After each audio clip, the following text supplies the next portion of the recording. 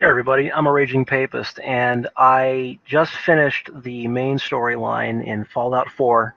Yes, I realize it came out Monday, and I've already beaten it, which is somewhat by accident, but also somewhat intentionally. So this video will be full of spoilers. So if you don't want to see anything, please go ahead and drop out now, because the focus of this video is solely the story. I'm not going to be talking about the crafting so much or anything of that nature. I just want to talk about the narrative and the storytelling mechanics that they have implemented here. So if you don't want to know that, game's only been out for a week and it's massive, so please sign off now. All right.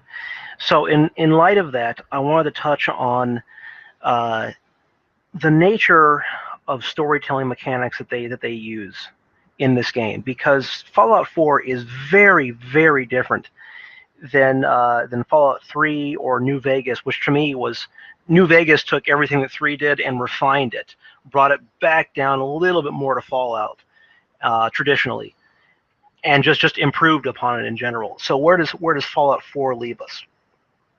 And first of all, why should you care about anything that I have to say? So let me go ahead and flash my gamer credentials, which I really think you should do. I've been a Fallout fan since Fallout 2. I did not play the first game, but Fallout 2 really captivated me. Starting off as a tribal and going off to try and save your town. You do see the time constraints of you have to go out there quickly to get water and resources because your tribal village is slowly dying. So you seek the Holy Gek. That going into Fallout 3 with the amazing work that Bethesda did in resuscitating the franchise and bringing it back was very nice. And I did like the transition from the isometric view to the first person shooter, with VATS and the Oblivion style of gameplay. Then you have New Vegas, which really brought it back to the West Coast and where we traditionally have always played Fallout. So you have the NCR, you have all those themes. The Brotherhood is not meant to be the knightly, virtuous dudes that they are in Fallout 3. They're much more neutral.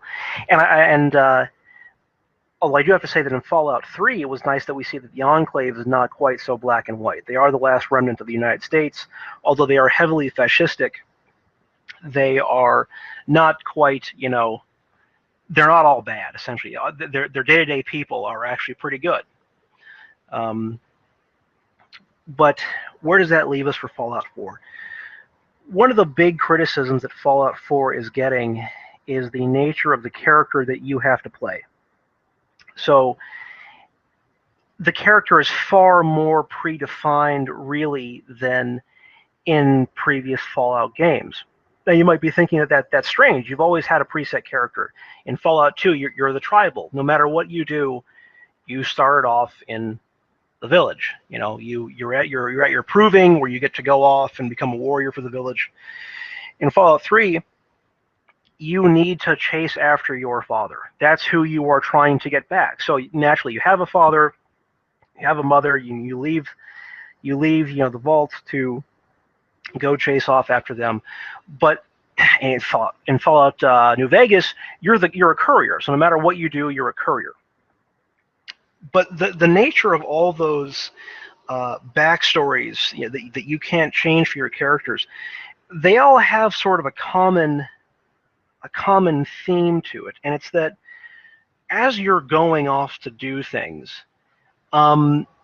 you get to take it really at your own pace. I mean, even in Fallout 3, when you're going after your dad, you are at the beginning. You're left so far in the back, so behind him, that you're even trying to find the steps required to chase after him.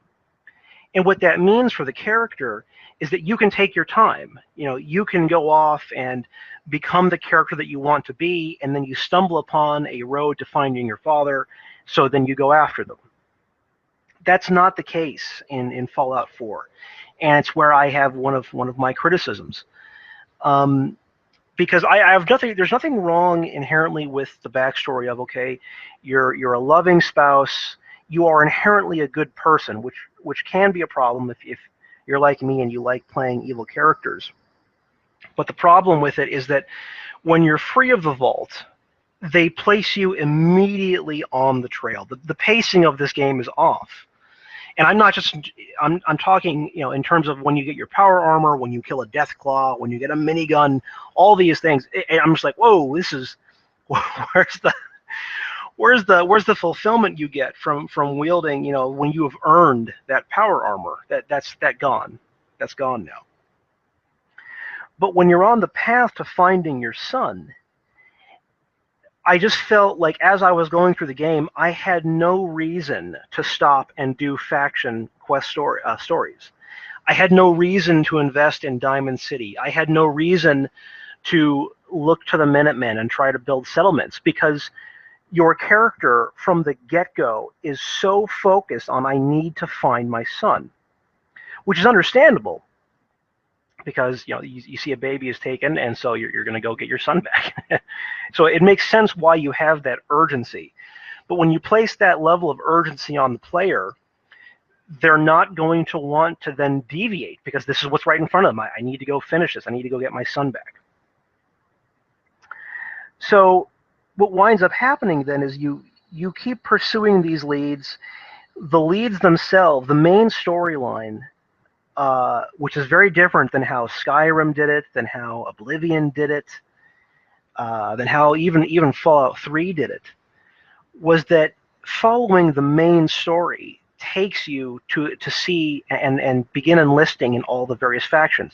And there's only 3 factions, which really struck me as very strange, because I'm just used to the other Bethesda titles and other Fallout 10 games where there are multiple parties to join. And they're all independent of each other. You don't need to be in one specifically. So you're finding your son, and eventually you find your way to the Institute. And when you get to the Institute, it is nothing like what was told to you from all the factions. You have the Railroad that's telling you that there are these terrible people that just want to, they're taking synths and they're killing people, and we're freeing them because synths are people too, right? That's the whole big thing. Then you have they keep telling you all these, that the Institute is doing these nefarious things. They're terrible people.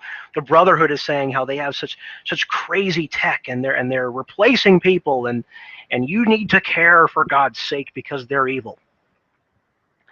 And then when you get there, the player is immediately jarred, because you find your son, and your son's not the baby that you anticipated, but he's the leader of the Institute, for God's sake, and he's old, and he's trying to tell you that the Institute is not what it seems. You've only heard lies and all these things. And so then you kind of start doing. You then get to choose who you want to follow. Do you want to follow the Institute, the Railroad, or the Brotherhood of Steel? Those are the 3 factions, the primary things that you can, that have story significance. And I just felt that there was really no compelling reason to follow any of them. Because to be quite honest, when you realize that the Institute is not evil, it was like, well, okay, I guess you don't really need to be shut down then. I mean, yeah, you should probably stop. You need to stop abducting and killing people. Okay. But what are you doing that's so nefarious? What is all this talk? I mean, I beat the game, for God's sake, and I'm the head director, and I still can't tell you why I am nefarious. What am I doing that's really evil besides abducting people? I mean, even Piper, your companion, will say that. It's, well, the Institute's now going to continue abducting people, and your response is, or one of the responses you can give is, well, I'm safeguarding humanity. And I'm like, yeah, kinda, I guess. Safeguarding it from what? How are you safeguarding it? I mean, are you just replacing leaders so that you can guide, quote unquote, I'm guiding humanity? And what is the deal with this, with the synth 3rd model, the number 3 model, that, oh, we're waiting for this thing, it's going to be amazing, it's going to be so good, it's blowing us away?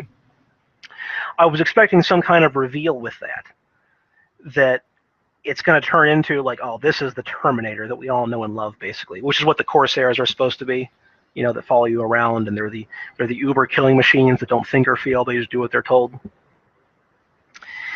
So along then with the pacing, you have to then go to the Institute, and something that struck me as very different than in Skyrim and other games, other Bethesda games, is throughout the main story then, you destroy the other factions. You will destroy the Railroad, naturally, and you will destroy the Brotherhood then by the end. And when you do so, the player is then no longer able to, well, now I am the director. There's no other faction to join. Yes, you can explore the wasteland. You can, and there's tons of things to explore. I do love that about this game. And I really enjoyed the shooting mechanics. I like that they got rid of durability, but let's keep it focused on the story here. You've taken away the ability for the character to now then go on and do essentially other things. And that was one of the things that people really liked in Skyrim, is that you could join up multiple factions, multiple clans, go through their storyline, be done with it, and go join a whole other faction doing a whole new thing. And that was how I played. That's how I played the old Bethesda games. I normally didn't care for the main story so much at all, but man, I loved the hell out of the factions, man. Like those were a lot of fun, and I've always appreciated the Dark Brotherhood. But the character that you're playing, his or her nature is that of a good person. You are the loving parent, the loving spouse who is trying to find your son. And yes, you can technically you can do all these evil things in the world, but no matter how I tried to justify it, because I'm trying to roleplay here, I couldn't get into in character. I couldn't justify it, because I was always pushing forward, and anything to find and rescue my son. It just felt like, well, why would I be a raider? And no, you can't join, as far as I know, you cannot join any raider clans. You can't be a slaver. You could be a slaver in Fallout 3. You can't do that here. Like the evil elements that players like to do when they're the badass renegade, when they're it's fun to play the villain in these games. You can't do that really so much in this game. You just can't. I just can't justify it, because your character's inherently good. They're a good person at the outset. So then what's the point of, yeah, I'm going to wear this raider equipment? I just wish that I could have played the evil character that I wanted to be. And that's why it was a letdown to find out that the Institute is not this. The Institute is not the new Enclave. Okay, they are not the fascistic dictatorship that that a player may want to go up the ranks of. They're neutral, I guess neutral at best, but they just do evil things to carry out their whim. But I was pushing so hard because, especially in the beginning when they're telling you about how evil the Institute is, I'm like, oh man, I want to get there. I want to get there and join them, because this is a Bethesda game. You're going to be able to go out there and join them. And then when I did, and I realized they're not that evil, and I'm just wondering, I'm trying to get into character. What does the character think? How would he or she feel about this? And it's just, I don't know what I'm doing anymore. I don't know who I should support. I don't need to rescue my son. So, I went the route of, well, if my son's in charge of the Institute, then I will go ahead and I'll stay with my son, because I'm a good parent, I guess. I'll just do what my son says. And it was tragic, because I wanted to play that evil character. I mean, think of how cool it would have been. Do you guys remember Broken Steel? Broken Steel was the last DLC for Fallout 3. And at the end of Broken Steel, the last leg, you finally sweep the legs out of the Enclave. They're done. This is their last hideout. They aren't ever coming back at the end of that. And New Vegas essentially even kind of references that with now the only remnant left of the Enclave are like really old people. Um, so that was very well done in New Vegas. But in Broken Steel, I remember taking the fight to the Enclave with Liberty Prime and the Brotherhood of Steel, and things are dire, and you can tell that the Enclave is lashing back. They have one crawler. Everything is dark, and it's all brown, rusty steel. And as you're going up through this behemoth to try and stop their super weapon, which, if I recall, was a satellite, um, you can tell they're engineers. They don't have much power armor left. They're down on weapons, but man, they're fighting like hell because they're caged, and this is their last. This is the last of the Enclave. My dreams for an evil character would have been that either in Fallout 3 or with Broken Steel, be able to, within 3 would have been perfect. How fun would it have been to take control of the Enclave? Especially now that we know that they're not all terrible people. It would have been so cool if we could, rise through the ranks like you can in any other Bethesda game, and of the factions. You see, become the leader of the Enclave, and then you get to determine what kind of Enclave this is going to be now. Maybe you'll make it a bunch of virtuous paladins that simply want to restore the United States as a nation, and push back against the Brotherhood of Steel. Maybe you want to keep on being a fascistic dictatorship, and just for shits and giggles because you're a bad guy, if that's what the player wants to do. Something like that was what I wanted to do with the Institute. And although you get several dialogue options that allow you to say what kind of institute you want to have. Like, I think my favorite moment was when you get to go to a microphone and broadcast a message to the Commonwealth stating, well, you're all peons. Your lives are meaningless. Your futures are in our hands, which are good hands. That kind of thing. We will control you because you need to be controlled. And in the same dialogue choices, you can say that, no, we just want peace.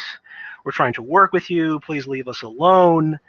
You leave us alone, we'll leave you alone. That kind of thing.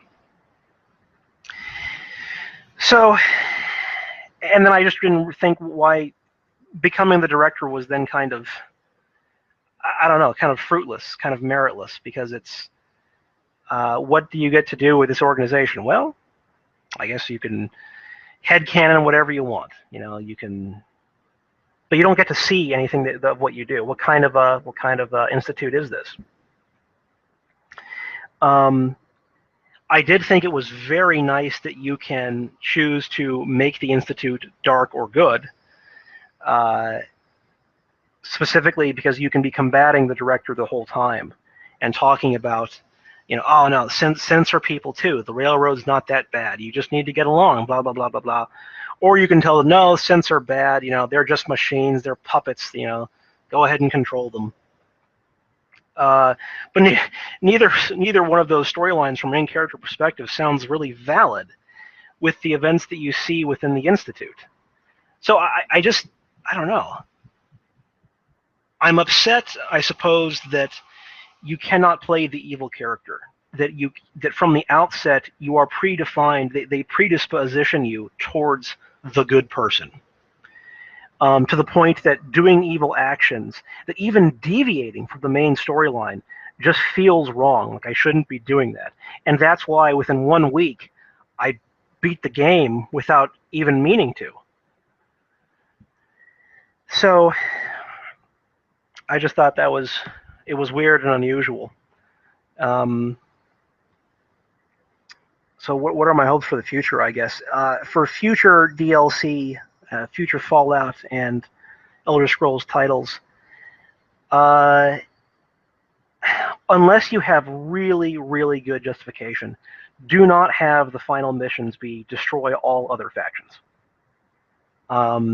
Because now, I can boot up the game, I can go into my character, and yes, I still have like 3/4 of the map left to explore. Even though I'm already like broken good. I can one-shot pretty much anything. So I just have no reason to dive back in with that character. And I can't really make a more evil character because the decisions in the game don't support it. And let's talk a little bit about the dialogue wheel.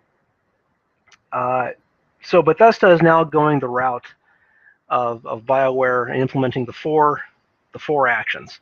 And let me tell you what they are. It's yes, no, sarcastic, or unsure. That's like the token question, the token sarcastic thing, and yes or no. And those are what you get to respond with.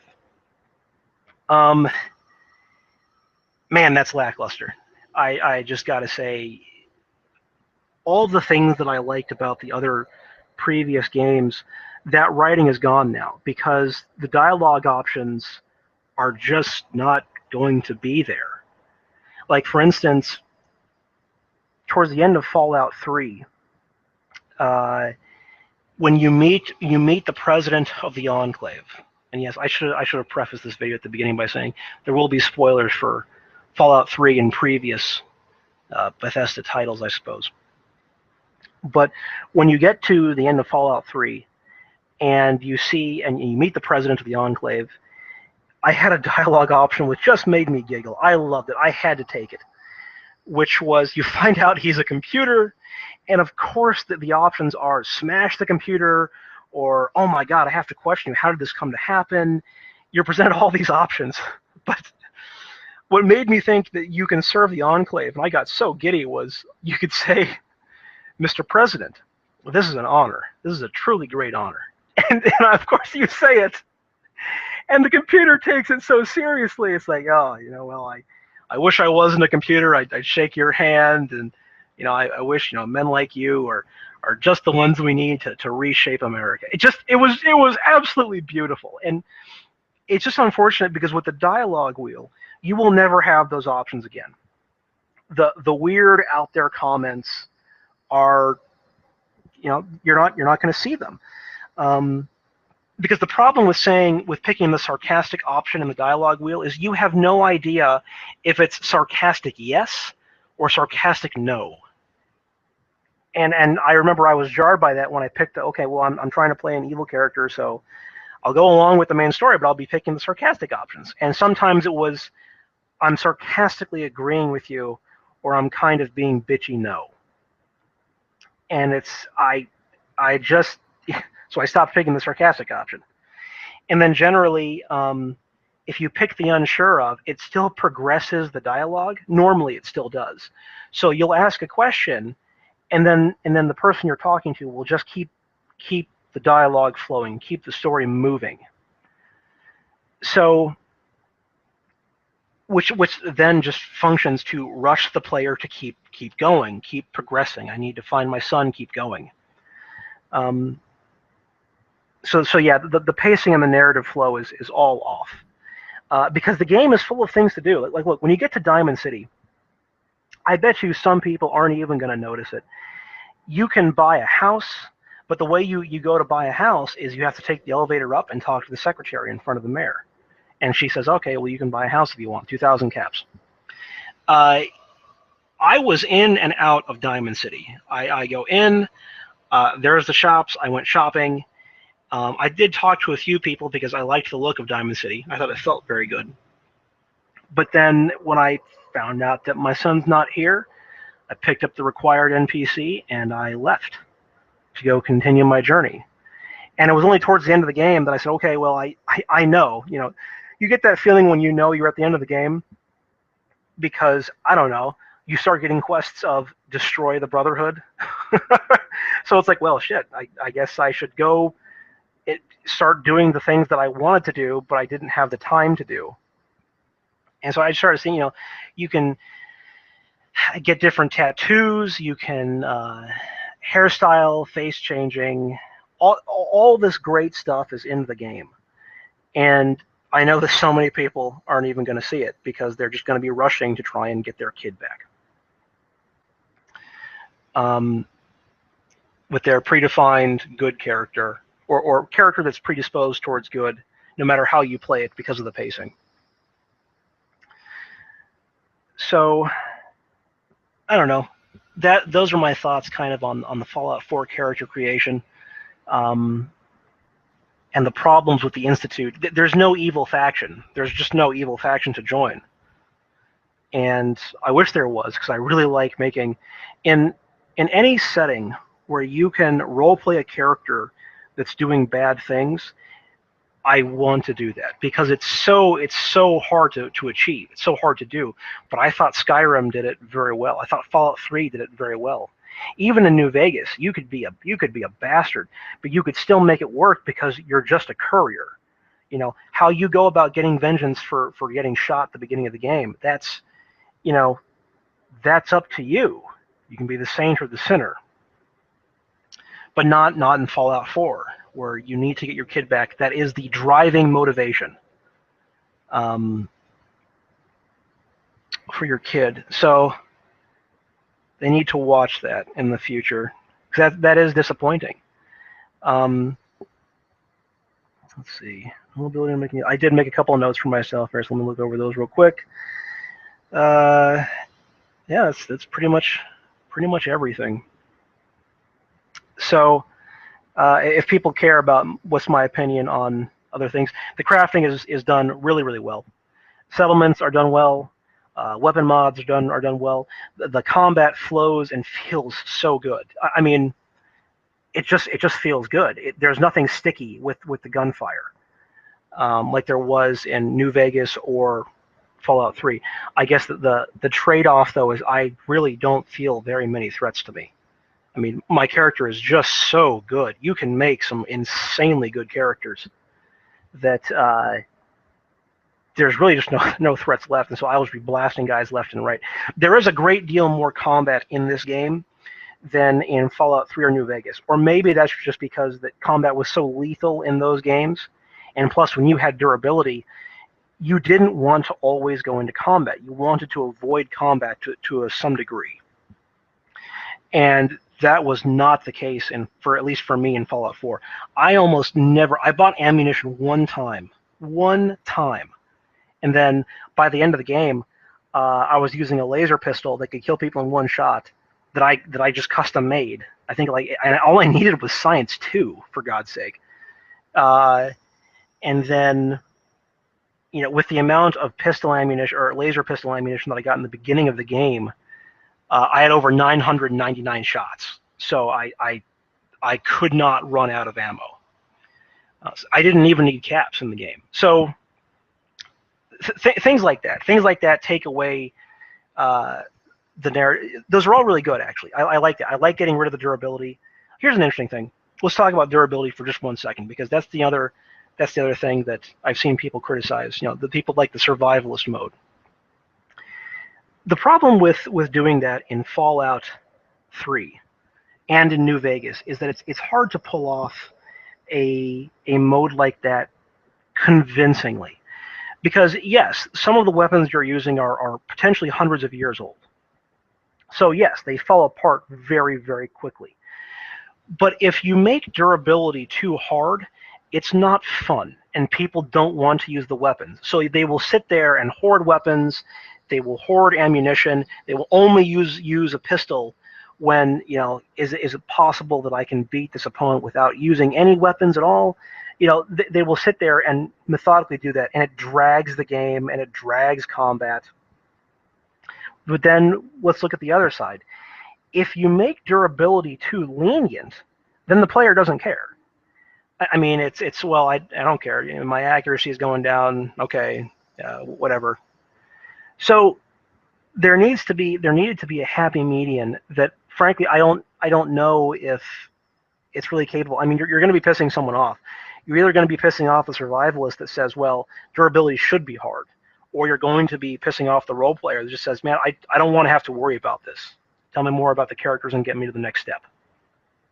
So, or even the role player that's just like, man, I'm already hoarding everything in the game, and I'm super cautious about what I use because I know I don't want it to break down. So it just seemed like a hindrance to me. So I was happy.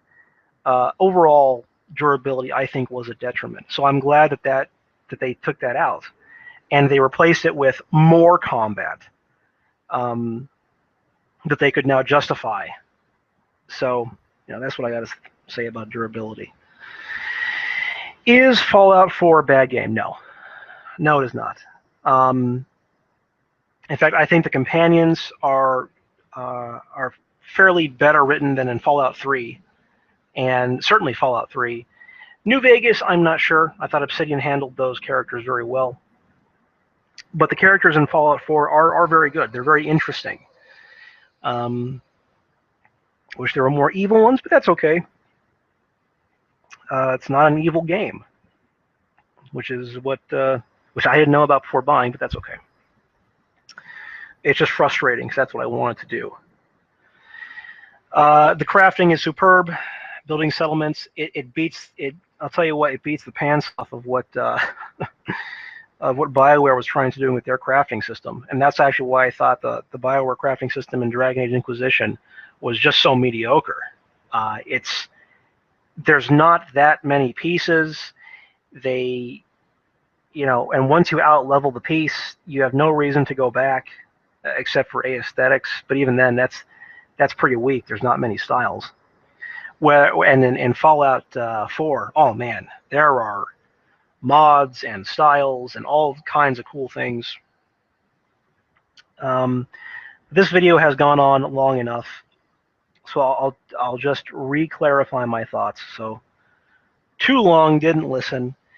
I'm upset that I couldn't justify playing an evil character.